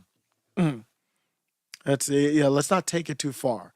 They were very insensitive on that front, and they have the right to be, but let's not say that they want people, and nobody's out there that I think is saying that. College kids are stupid. Used to be radically, at least in that note, what they said with the speech, the protest I showed was different. Glad I didn't get put on a conservative blacklist for wanting babies murdered. As it turned out, I was just young and temporarily brainwashed from a public school education coupled with mainstream Hollywood lies. You know, this is common sense stuff. And not because I legitimately wanted to see infants torn from their mother's wombs. Dr. Thomas Sowell used to be a radical socialist who ardently supported communism. And I think Megyn got in her feelings because Candace was right. Thankfully, he wasn't put on a conservative blacklist and accused of being a person who wanted worldwide suffering and starvation as socialism and communism bring. There's no lies detected. You say I'm a socialist, and you're siding with some of the worst dictators that have ever existed. Students are young and experimenting. You are an adult woman who is advocating for their lives to be permanently pigeonholed because they have the wrong ideas, which are likely being spoon-fed to them in their classrooms. You could see why Megyn Kelly got into her feelings because that's a wrap on the argument. There is no comeback to that. There's no comeback to that other than emotional, you side with this or you side with that. There's really no comeback to that. And that's why Megyn Kelly she basically went to, "Can I talk to your manager?" I hate to say it, but she basically went there. Let me see if I see it in the quote tweets. Megyn Kelly quote tweets back, "Being liberal is not the same as taking to the streets to cheer murdered babies and blame said murders on the victim." See, now we're getting away from the letter because I thought Vivek was talking about the letter. But either way, you still don't go canceling like this. But you go ahead and hire as many of them as you want, Candace. And I'm sure the Daily Wire will love that. Okay, so that was a bitch move, Megyn. And I think you guys know where I'm going to go with this. She at the real Daily Wire. Huh? Each one of these tweets is getting to 1.6 mil a piece. There's 1.6 million views, people on the sideline with a box of popcorn, and I don't know if that's Nick's account, but that's an account that goes with Nick. Nick, I think, is a different one, but Nick is on Twitter. If you don't know, I guess you can say it now, but he can't use his real account, which is lame. Anya Paramapel is on there. The Marjorie Taylor Greene parody is on there. Everybody's in this just watching this. Like, this is a heavyweight. So they came out, and then now it's hands free. She at the real Daily Wire. What is that for? If you don't know, Jewish owners might have a problem. Megyn Kelly basically said, "Can I speak to your manager?" She can say that. Candace Owens said, "I will again restate that is unlikely that is the majority of college kids were taken to the streets to explicitly cheer murdered babies. Instead, they believe they are fighting for some other righteous cause. While misguided they are in need of education, not blacklists." I wouldn't phrase it like that, but I would say that better ideas must be presented so they will come to them. Because that sounds like re-education camps to me. I don't like that. I would also, but that's small beef. Candace Owens is on point here. I would also like to highlight your inherent pettiness. See, this part wasn't productive, but the you can see what I mean. The heart of the discussion is. But Candace isn't going to let it go. Your pettiness and immaturity for tagging the Daily Wire. That was lame. That was not good. So now Megan's really in her feelings because now she got caught out. And then you got Lauren Southern on the sideline weighing in. You got everybody. Lauren Chen. I mean, you got heavy hitters in here, man. Everybody's watching this and weighing in on this. Lauren Southern is, I've spoke about her, someone I think very highly of.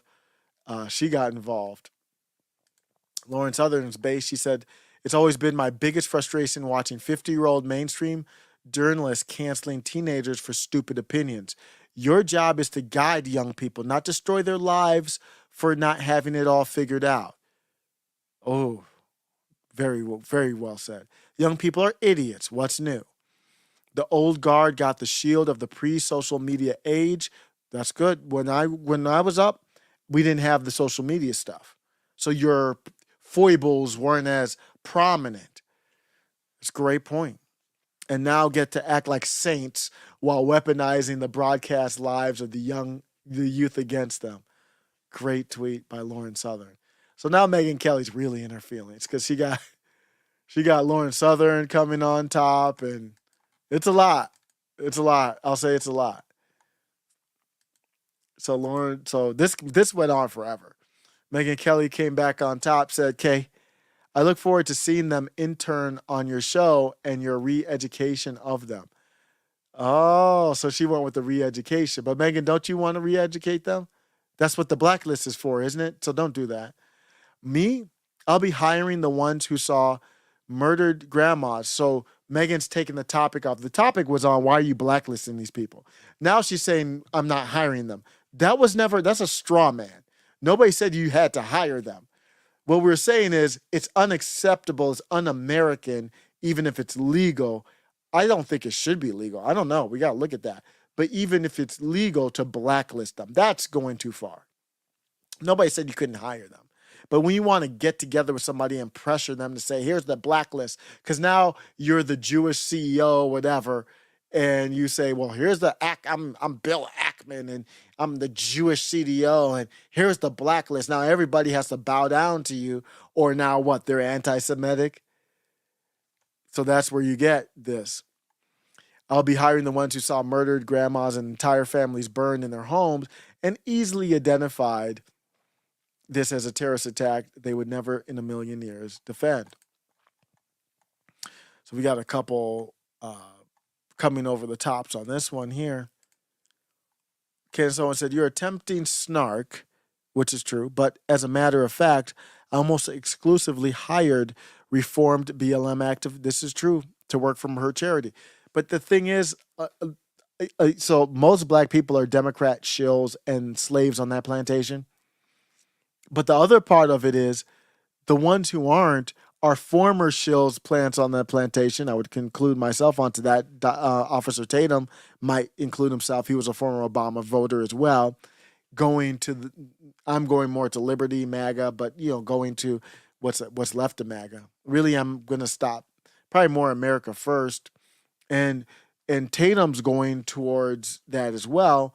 And they work for groups like Blacklist. So what she's saying is completely true. A lot of them have been on Tim Pool's show and talk about it. They actually proved to be the most dedicated employees to the cause because the mission was personal to them. Students can change. She's absolutely right. They will change. I'm living proof of it. Yeah, she was a leftist herself. It's Candace Owens. Cultural propaganda coupled with educational brainwash. And for me, maybe it was a little bit of that. It wasn't as overt back then. But to me, it was more ignorance, I guess. I didn't see the full story, the other side. And now with the internet, you can easily. Cultural propaganda coupled with educational brainwash has proven potent, but not irreversible. And then I listened to a lot of hip hop, and hip hop tended to be not this alarm pulling left, but more independent type of identitarian left. I don't mind your ire directed toward their administrators and professors, the root cause for their madness. I don't mind your ire about anyone. But you are entirely disingenuous when it comes to the students. You know the majority of them don't want grandmas dead no more than I wanted grandmas dead when I refused to wear a mask during COVID propaganda season.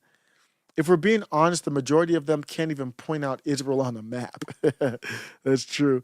The first thing when these things pop up is I go to a map. It's one of the first things I do, just to see the surrounding countries. What's the terrain like?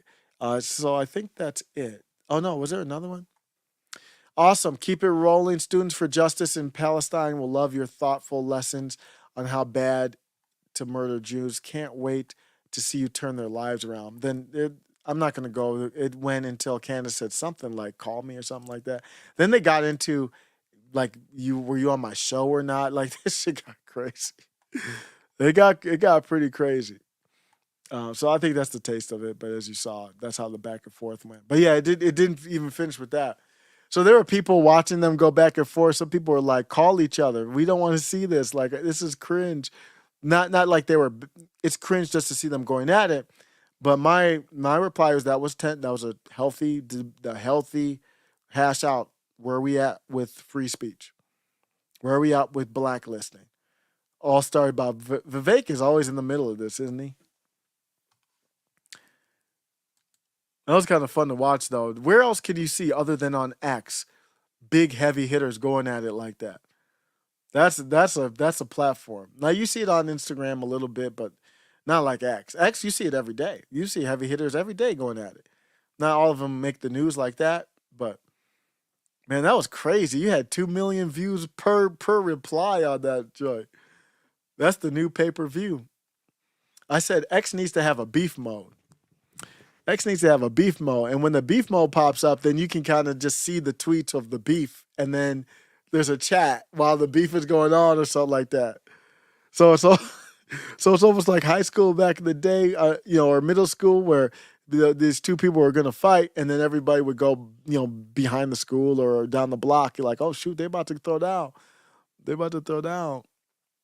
And then everybody, if you're on X, you'd be like, beef, pop it off. Candace Owens, Megyn Kelly, they about to get into the chocolate vat. Get your popcorn. Let's go.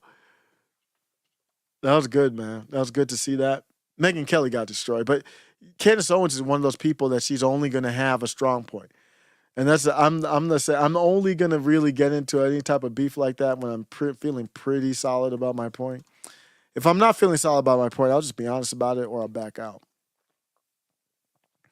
But yeah, it went on even beyond that. Believe it or not. It went on probably twice as long as that. And then it got into like, you were supposed to be on my show or whatever. I'm like, man, just call her up and schedule it. It's not that hard. They do need to talk though. They do need to talk. They need to have the hashtag out. Candace Owens and Crowder should have talked. I don't think Crowder wanted to, but they needed to talk and hash that out, in my opinion. I'm going to go through this thread on Qatar real quick and then end on a positive note. Did go a little bit later than I planned. I do that every single time, but I'm having too much fun. It really is too much fun. Time flies when you're having fun. Qatar has caught my attention because I saw that Hamas leaders met up in Qatar. So I've been following them and kind of doing some stuff on, just seeing like what's the deal with Qatar. A lot of people might already know. This is me just finding out. With Qatar, they have substantial financial investments in America infrastructure, politics. They spend at least $405 million yearly to cover expenses for 6 U.S. universities operating campuses in Doha, including Northwestern, Texas A&M, Georgetown, and Virginia. Since 2012, Qatar has spent at least $1.5 billion. So outside of those 6, on top of that, $1.5 billion on universities in the U.S. And I have receipts for every single one of these. Brookings Institute, Qatar near $15 million grant to Brookings. Brookings is one of those think tanks. What that means is they drive policy, they drive studies. So you see a lot of these studies that come out. So the studies will come out and they're right-leaning or left-leaning or whatever leaning. It's from these type of groups, and they lobby in a way too. Mainly for the Brookings Doha Center, made it to the top of the foreign donor. Despite Brookings' claim of research independence, concerns arise. You took money from Qatar. How are you going to be critical of Qatar? Obviously, you're not. Is that why you're not critical?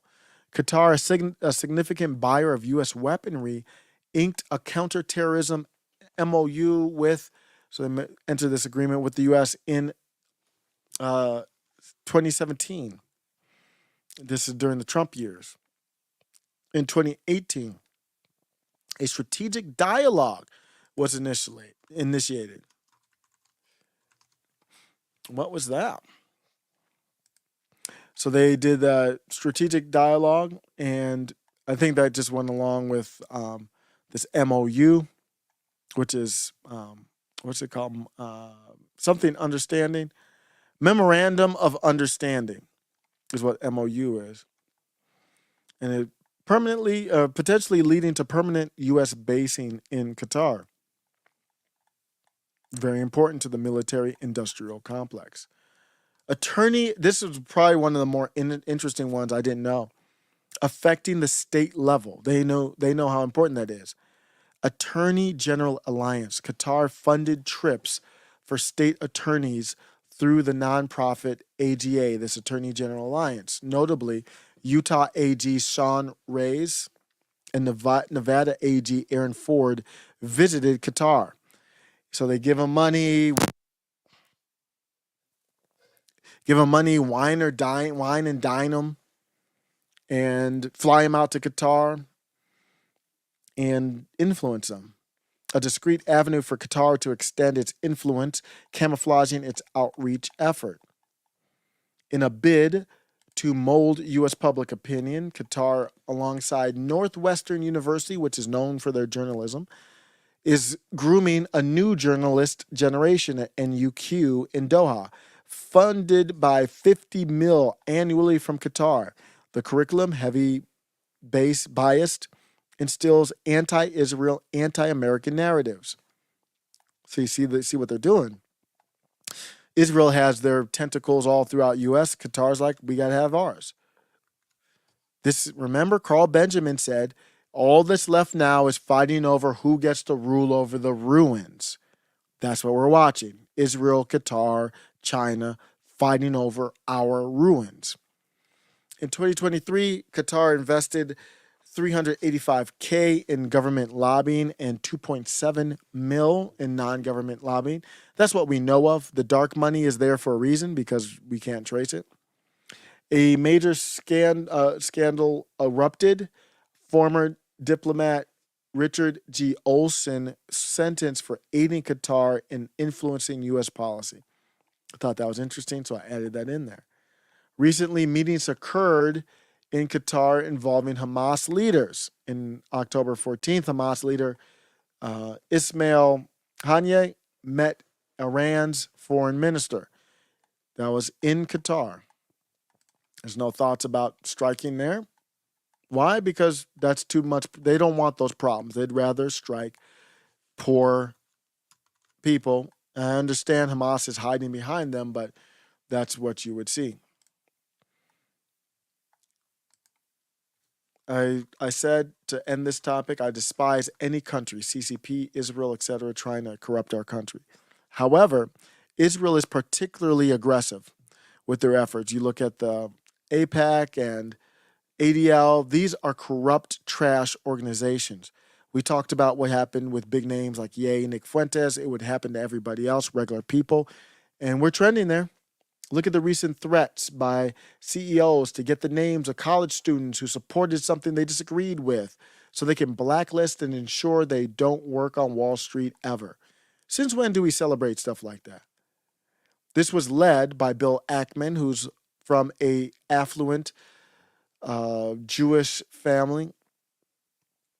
that is disgusting. I'm not going to read everything here. I did a pretty long rant on it, but it's just disgusting anti-American behavior. I talked about, this is a pet peeve of mine. Israel is a Semitic country, just like Jordan is Semitic, Egypt is Semitic, Syria is Semitic, Lebanon Semitic. There's a ton of Semitic countries out there. Yet the only country that gets a special designation where the criticism of the country. So how do you criticize this country without being called anti-Semitic? Makes no sense. Nobody says you're criticizing Palestinians, you're anti-Semitic. There's Semites as well. I've had enough. Do you want to know what it's like to lose your country? The students are indoctrinated by the influence of countries like the CCP, which is China, and countries like Qatar. So they're influenced to be anti-Israel in a way. And then they're canceled by Israeli potential influence, somebody who's Jewish, biased. American values aren't even a part of the equation from the beginning to the end. The teaching them of Palestine and the importance there and Israel and the Middle East. None of that's American. They don't say, look at this country. They don't have these values. That's maybe why they're having these problems with their representation, all that. No. No American values there. Then the cancel culture on the other end. No American values. As you can see, that's where things fall apart. But I want to end on a positive note.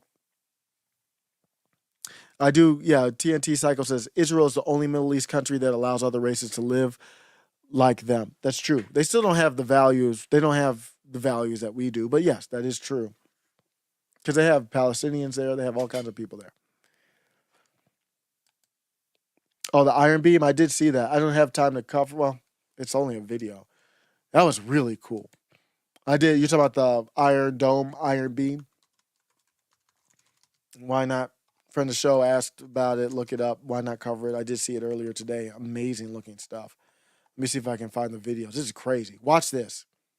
This is crazy stuff, man. This looked like alien type stuff. I didn't even know they had this.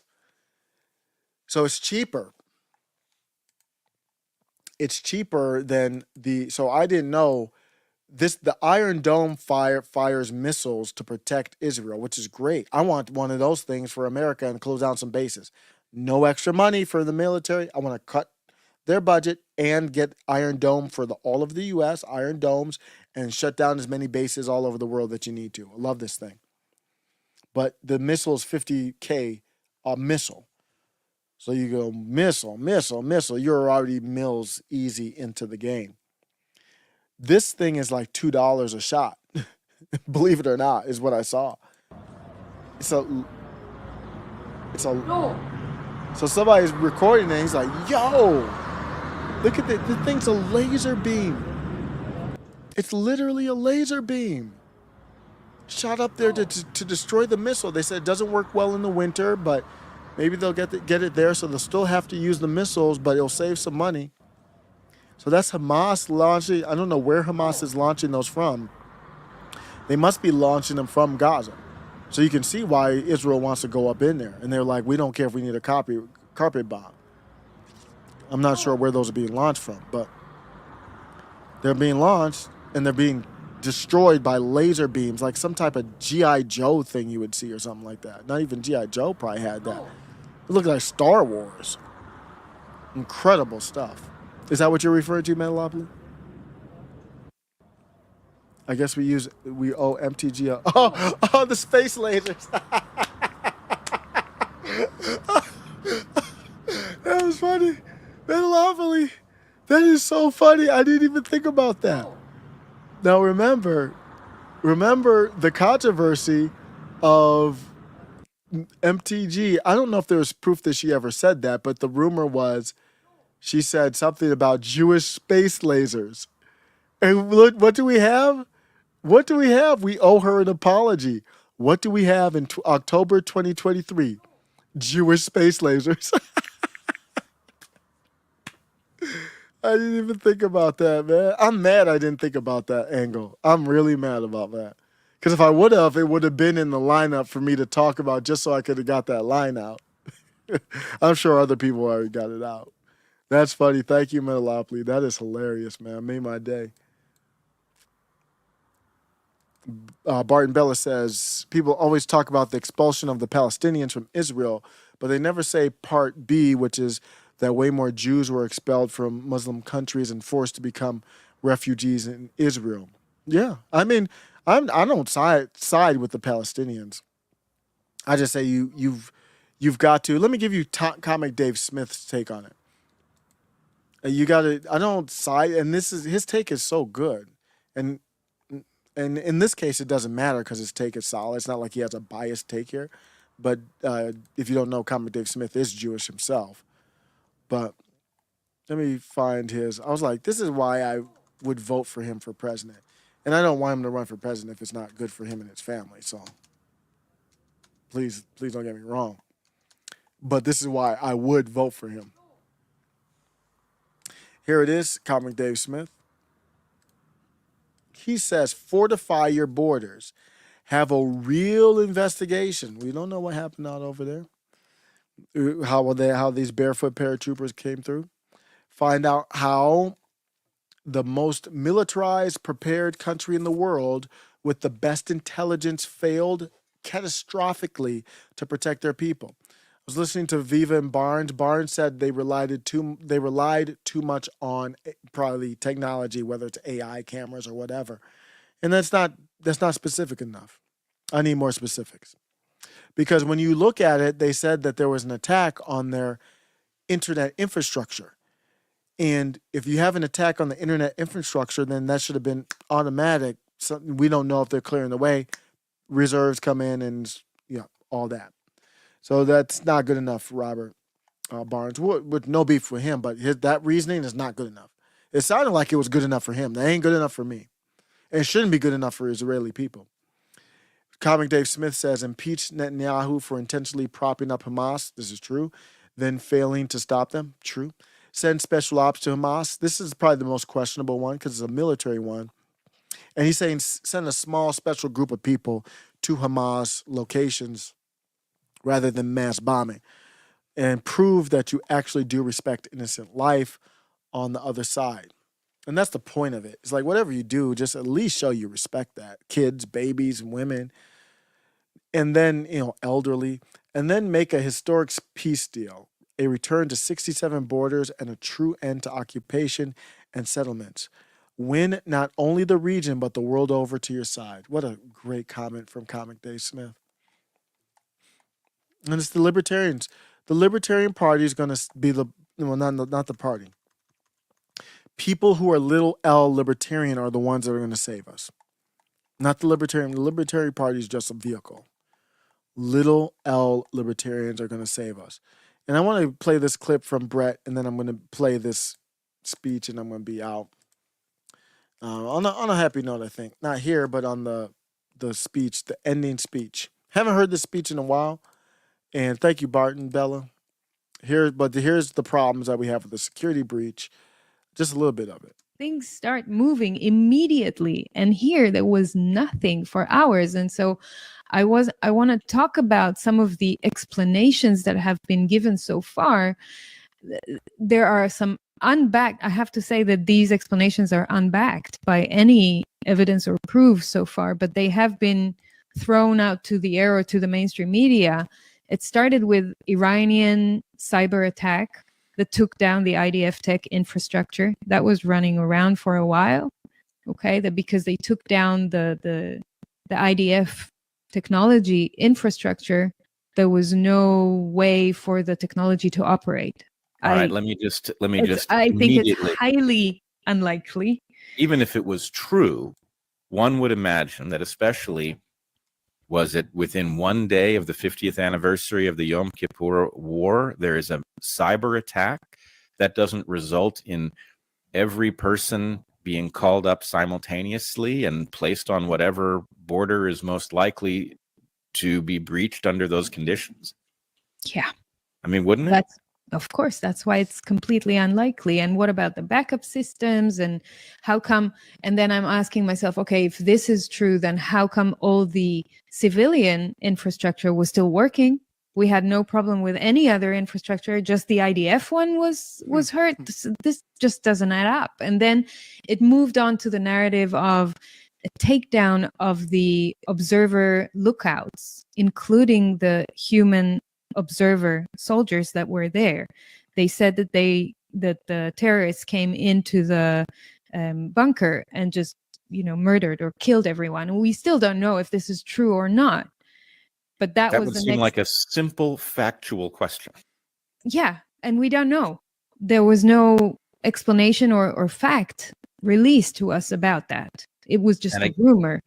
Again, were such a thing to have happened, I don't think you need to be a military strategist to imagine that the next thing you do is marshal an overwhelming force to the area that has just been blinded by the murder of the people manning the border. Correct. And yet that did not happen. No, it did not happen. And then you get some other soldiers talking on social media, tweeting on social media, saying that leave the observers alone. They were heroes. They did notify. They were there, and they notified the forces that they were supposed to notify, but no one answered. Oh. So again, who knows? It's again another contradiction. We don't know. And then the next thing that happened, and then they go on. That is on the Brett Weinstein. I forget if it's Steen or Stein. I apologize. The Brett Weinstein show. That's her name is Arafat Fenixon, and it was a great discussion. Just search on YouTube for Brett Weinstein or Arafat, ERFAT. I'm gonna be out, and I'm gonna watch this. You can hang out with me as well. This is gonna be 17 minutes, and I think you're gonna remember this. And the reason why I'm playing this is all this madness going on. There's people who I don't think this is MAGA anymore. I don't think a lot of people aren't MAGA. If you're not for this, I stand for Israel, it looks like you're more America first than MAGA or something else. This person says lots of anger, lots of flags and bios, lots of I stand with. How about we simply put America first? Thank you, chat by CCC. It's not complicated. And if anybody who's in the way of that, I got a problem with you. Any country, any person, you can't get in the way of that. Let's take a look. This is the speech that made me that tweet right there that you saw. Let me do it again. That tweet right here. Lots of anger, lots of flags and bios, lots of I stand with. How about we simply put America first? It must always be first. I don't care what tragedy. I don't care how many Israeli people died. It's America first. I don't care how many Ethiopian people died. It's America first. The concern is after America first. That can never change. For the first time ever anywhere, the 45th President of the United States of America, Donald J. Trump.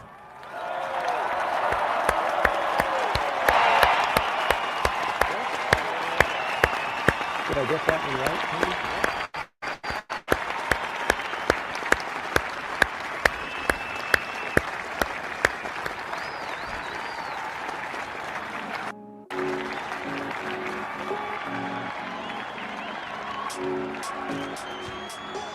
Chief Justice Roberts, President Carter, President Clinton, President Bush, President Obama, fellow Americans, and people of the world, thank you.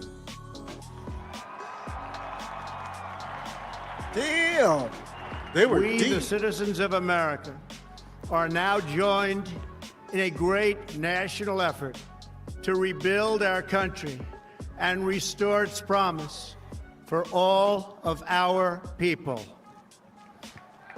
Together, we will determine the course of America and the world for many, many years to come. We will face challenges. We will confront hardships, but we will get the job done. Every 4 years, we gather on these steps to carry out the orderly and peaceful transfer of power. And we are grateful to President Obama and First Lady Michelle Obama for their gracious aid throughout this transition. They have been magnificent. Thank you.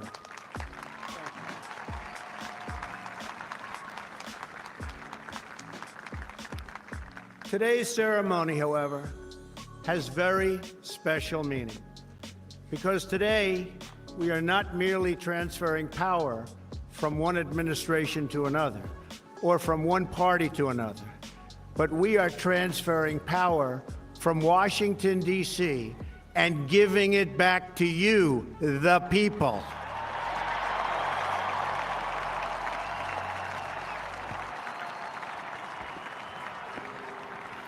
For too long, a small group in our nation's capital has reaped the rewards of government while the people have borne the cost. Washington flourished, but the people did not share in its wealth. Politicians prospered, but the jobs left and the factories closed. The establishment protected itself, but not the citizens of our country. Their victories have not been your victories. Their triumphs have not been your triumphs. And while they celebrated in our nation's capital, there was little to celebrate for struggling families all across our land.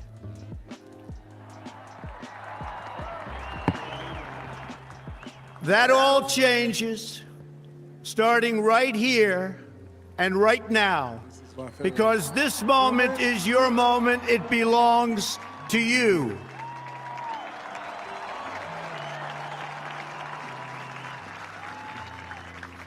It belongs to everyone gathered here today and everyone watching all across America.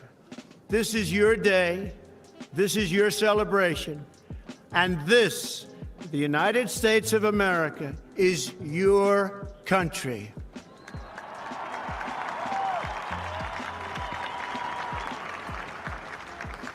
What truly matters is not which party controls our government, but whether our government is controlled by the people.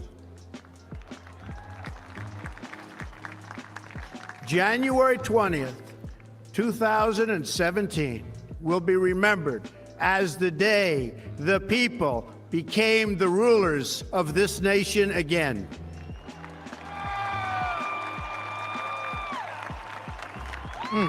The forgotten men and women of our country will be forgotten no longer. Man, this speech is so good. Everyone is listening to you now. You came by the tens of millions to become part of a historic movement, the likes of which the world has never seen before. At the center of this movement is a crucial conviction that a nation exists to serve its citizens. Americans want great schools for their children, safe neighborhoods for their families, and good jobs for themselves. These are just and reasonable demands of righteous people and a righteous public. But for too many of our citizens, a different reality exists. Mothers and children trapped in poverty in our inner cities, rusted out factories scattered like tombstones across the landscape of our nation, an education system flush with cash, but which leaves our young and beautiful students deprived of all knowledge, and the crime and the gangs and the drugs that have stolen too many lives and robbed our country of so much unrealized potential. This American carnage stops right here and stops right now.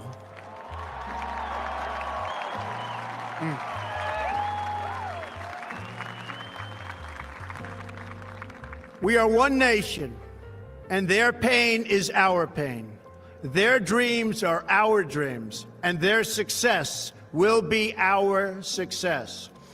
We share one heart, one home, and one glorious destiny. The oath of office I take today is an oath of allegiance to all Americans.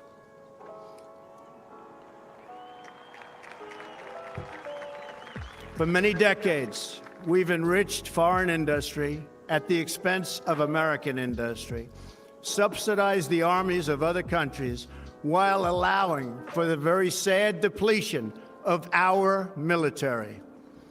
We've defended other nations' borders while refusing to defend our own.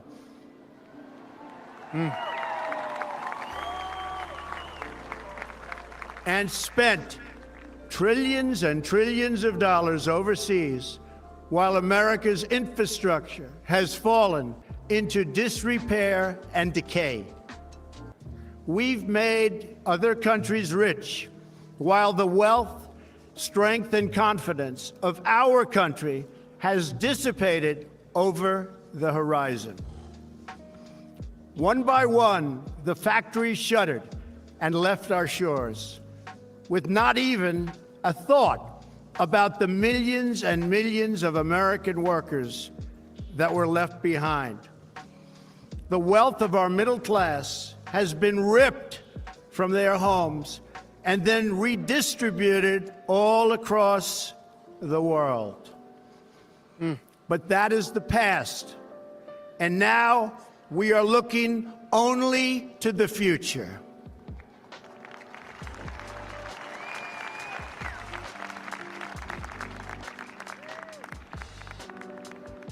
We assembled here today are issuing a new decree to be heard in every city, in every foreign capital, and in every hall of power.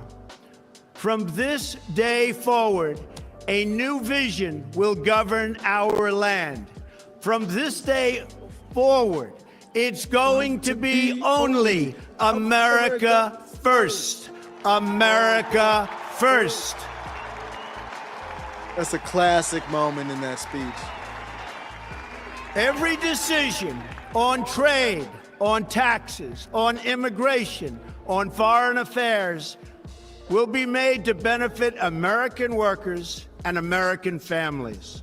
We must protect our borders from the ravages of other countries making our products, stealing our companies, and destroying our jobs.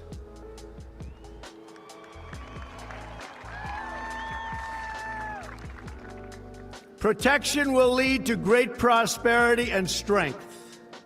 I will fight for you with every breath in my body, and I will never, ever let you down.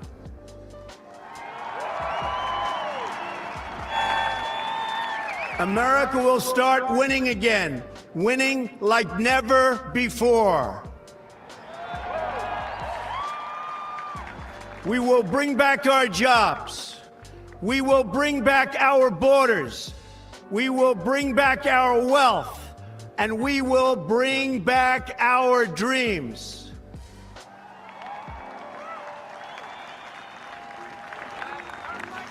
We will build new roads and highways and bridges and airports and tunnels and railways all across our wonderful nation.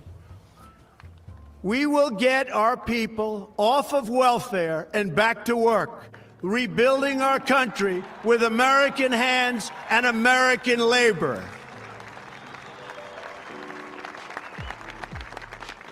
We will follow two simple rules: buy American and hire American.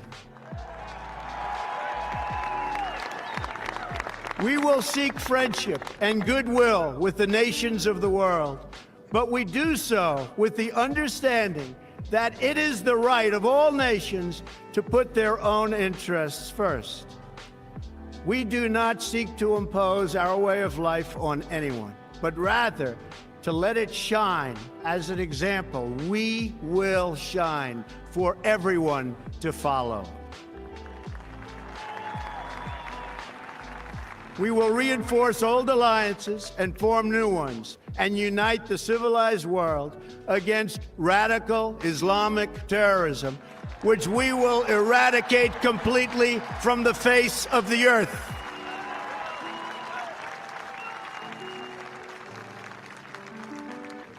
At the bedrock of our politics will be a total allegiance to the United States of America. And through our loyalty to our country, we will rediscover our loyalty to each other. When you open your heart to patriotism, there is no room for prejudice.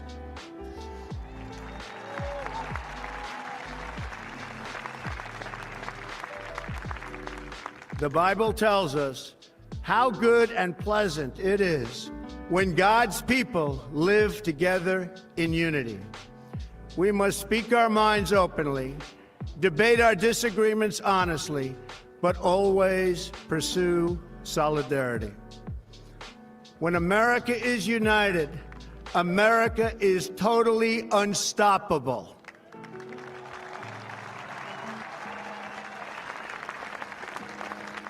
There should be no fear. We are protected, and we will always be protected. We will be protected by the great men and women of our military and law enforcement. And most importantly, we will be protected by God.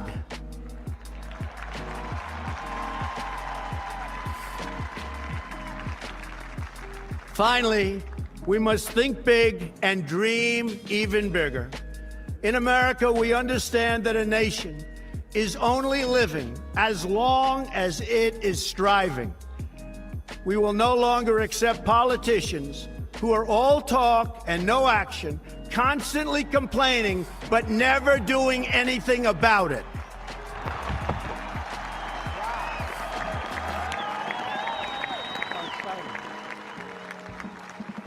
The time for empty talk is over. Now arrives the hour of action.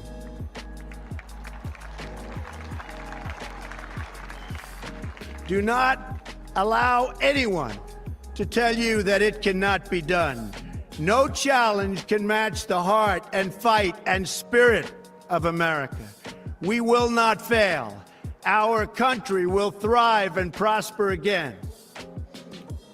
We stand at the birth of a new millennium, ready to unlock the mysteries of space, to free the earth from the miseries of disease, and to harness the energies, industries, and technologies of tomorrow.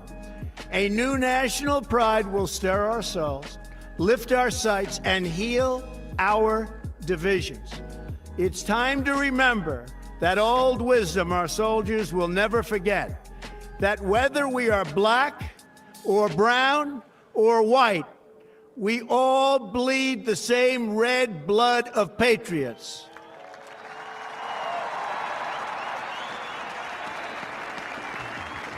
We all enjoy the same glorious freedoms, and we all salute the same great American flag.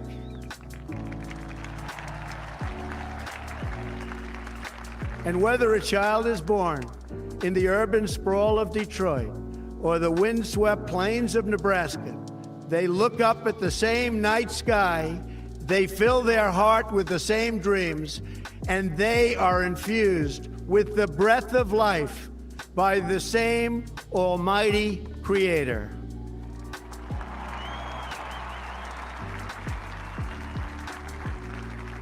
So to all Americans in every city, near and far, small and large, from mountain to mountain, from ocean to ocean, hear these words: you will never be ignored again.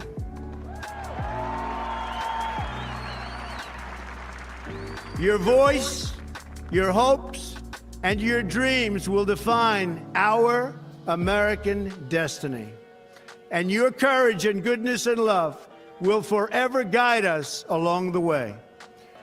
Together, we will make America strong again. We will make America wealthy again. We will make America proud again. we will make America safe again. And yes, together, we will make America great again. Thank you, God bless you, and God bless America. Thank you. God bless America.